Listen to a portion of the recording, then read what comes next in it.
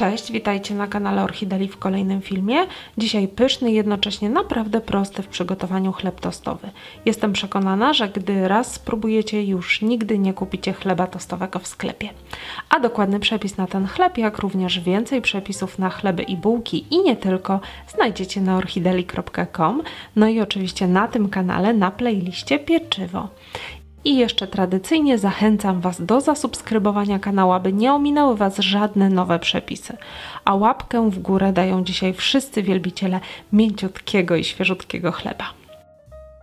Zaczniemy od przygotowania drożdży.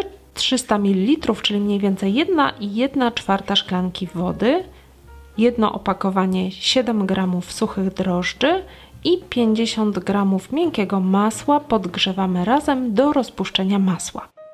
Pamiętajcie, woda musi być ciepła, ale nie może być gorąca, bo to może poskutkować tym, że drożdże nie wyrosną i całość będzie do wyrzucenia. Najlepiej, gdy woda jest już ciepła, wyłączyć ogień i pozwolić masłu powoli się rozpuścić.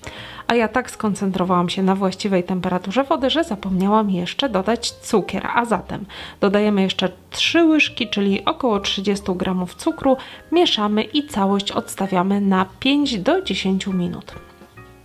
A w międzyczasie 600 g, czyli 4 szklanki mąki pszennej i 1 łyżeczkę soli mieszamy razem.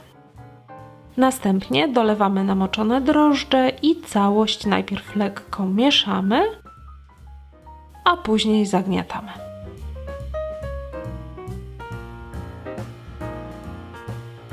Ciasto wyrabiamy przez 10 minut.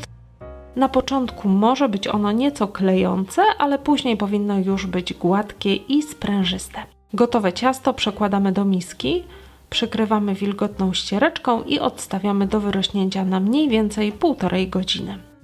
Następnie wyrośnięte ciasto wyjmujemy na blat, dzielimy na 4-5 części i nadajemy im okrągły kształt przypominający bułeczki.